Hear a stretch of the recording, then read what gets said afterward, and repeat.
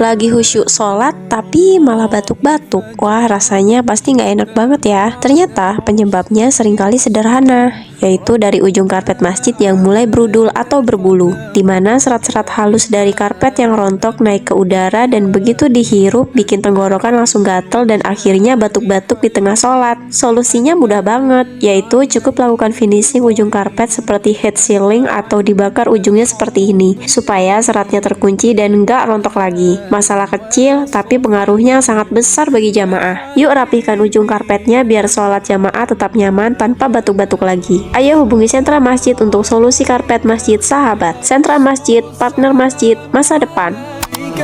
يا حبيب سلام عليك صلوات